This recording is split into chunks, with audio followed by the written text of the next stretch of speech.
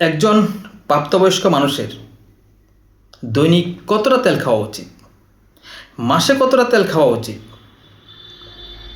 একটা পরিবারে যদি 4 জন সদস্য থেকে থাকে তাহলে ওই পরিবারের মাসে কত লিটার তেলের প্রয়োজন? দেখুন, একজন প্রাপ্তবয়স্ক মানুষের অ্যাকর্ডিং টু মেডিকেল সায়েন্স যেটা বলছে 15 থেকে 20 ml তেল খাওয়া উচিত, অর্থাৎ মাসে 500 থেকে 600 ml তেল। ওকে, একজনের, শুধু একজনের। তাহলে কোনো পরিবারে যদি 4 জন সদস্য থেকে থাকে মাসে 2 লিটার তেল, এর বেশি নয়। কিন্তু কেন নয়? অতিরিক্ত তেল আমাদের স্বাস্থ্যের জন্য খুব খুব ঝুঁকিপূর্ণ।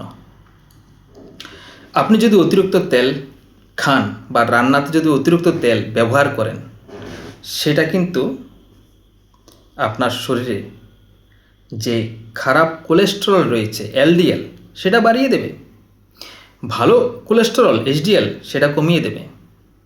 এতে আপনার রক্ত চলাচল করার যে ধমনী রয়েছে সেই ধমনীর মধ্যে অতিরিক্ত চর্বি জমা হয়ে ধমনীর ছিদ্রকে শুরু করে দেবে।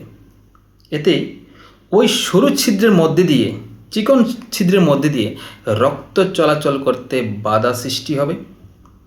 এতে আপনার রক্তচাপ বাড়বে, উচ্চ রক্তচাপে ভুগবেন, আপনার হার্ট অ্যাটাকের ঝুঁকি বাড়বে, স্ট্রোকের ঝুঁকি বহুগুণ বেড়ে যাবে যদি আপনি অতিরিক্ত তেল খান। আর কি হতে পারে? আপনি যদি অতিরিক্ত তেল খান তাহলে কিন্তু আপনার ফ্যাটি লিভার হওয়ার সম্ভাবনা বেশি। কেন নয়?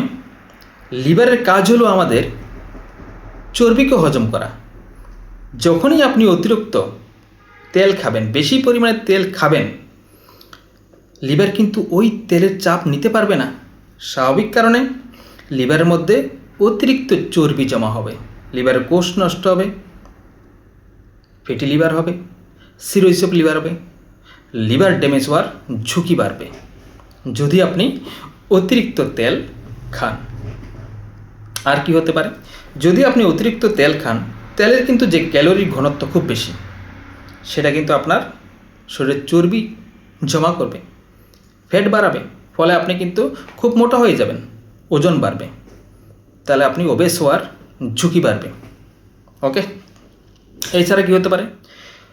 অতিরিক্ত তেল যদি খান, সেই তেল কিন্তু আমাদের কোষের মধ্যে ইনসুলিনের কার্যক্ষমতা কমিয়ে দেবে। ওকে, আপনার রক্তে শর্করা বেড়ে ডায়াবেটিসের ঝুঁকি বাড়বে। এই তো গেলে এইসব। আর কি হতে পারে? আপনি যখনই অতিরিক্ত তেল সেবন করবেন, সেই তেল কিন্তু আপনার পাকস্থলীতে খুব তাড়াতাড়ি হজম হবে না। স্বাভাবিক কারণে আপনার বদ হজম হবে, হাইপার অ্যাসিডিটিতে ভুগবেন, বুক জ্বালাপোড়া করবে, আপনার পেটের সমস্যা হতে পারে। অতিরিক্ত তেল আমাদের ইন্টেস্টাইন খুব সহজে শোষণ করতে পারবে না।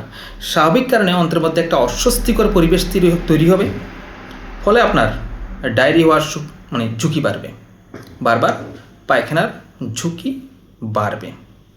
ওকে, এছাড়া কি হতে পারে? আপনি যদি অতিরিক্ত তেল সেবন করেন, সেটা কিন্তু আপনার এই যে আমাদের সিবাম সিক্রেশন বাড়িয়ে দেবে, এবং সেটা আমাদের হেয়ার ফলিকলগুলির মুখ বন্ধ করে দিয়ে মুখের মধ্যে ব্রণ সৃষ্টি করবে। তাই দেখবেন যারা অতিরিক্ত তেল বা চর্বি জাতীয় খাবার খান, তাদের কিন্তু স্কিন 12টা বেজে যায়, আপনার চেহারা নষ্ট হবে। তাই রান্নাতে মেপেই তেল খাওয়া উচিত।